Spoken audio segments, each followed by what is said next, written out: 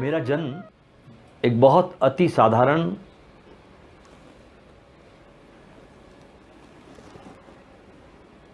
और गरीब परिवार में होता है।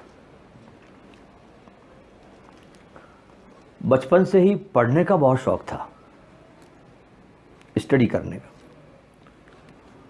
तो जहाँ जन्म हुआ उसके आसपास जितनी भी लाइब्रेरीज थी सबकी किताब मैंने पढ़ी।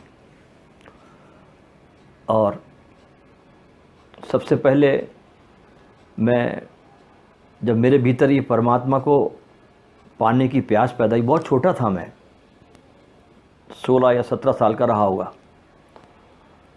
तो सबसे पहले मेरे पास कुछ साधु आए जो आनंद मार्ग से बिलोंग करते थे।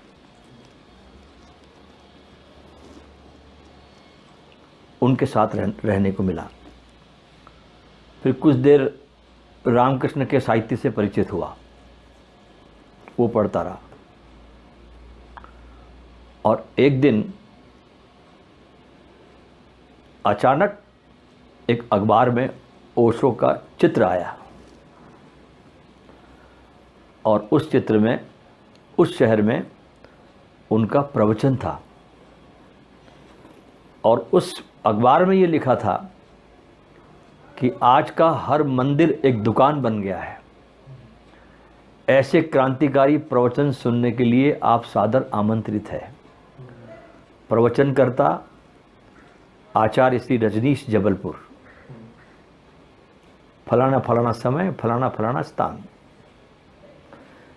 ये शब्द मुझे बहुत जैसे अंदर एक पुकार दे गया।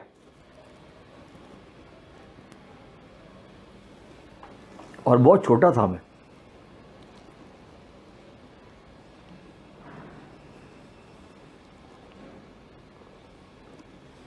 उन्नीस वर्ष की करीब आयु थी। अब जब आप मुझे पूछ रहे हैं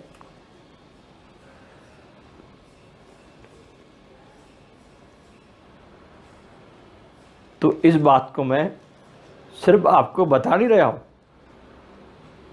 मैं इसको जी भी रहा हूं।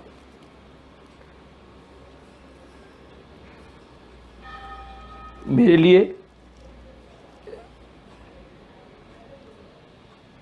गुरु के साथ बताए हुए ये मोमेंट्स, क्षण इतने जीवंत है, इतने जीवंत है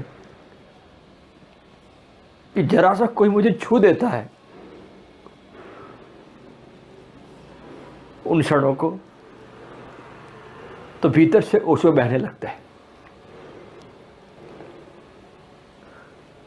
तो मैं पहुंच गया सुनने उनको उस जगह पर। और वहां पर मेरी उनकी पहली मुलाकात, पहला एनकाउंटर होता है। पहली दृष्टि पड़ती है, मैं उनको देखता हूं, वो मुझे देखते हैं। उसके बाद फिर उनके सानिध्य में एक शिविर करने का भी सौभाग्य मिलता है। 3 दिनों का शिविर होता था, उन्होंने वहाँ लिया। वहाँ पर उनकी सेवा करने का अवसर मिला।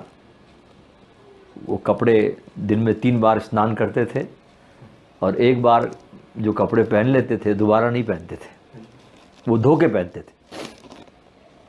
तो खादी की लुंगी होती थी, खादी के चादर ओढ़ते थे।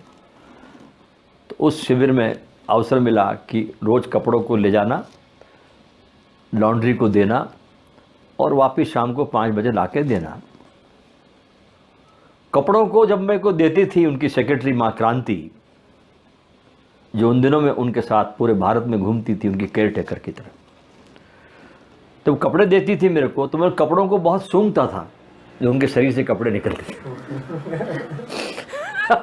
हालांकि बहुत छोटा था मैं, मुझे इतनी समझ तो थी नहीं, लेकिन फिर भी पता नहीं ये समझ कहाँ से उस समय आ गई मेरे अंदर। कुछ रहा होगा सम्मान पुराने जन्मों का भी उनके साथ,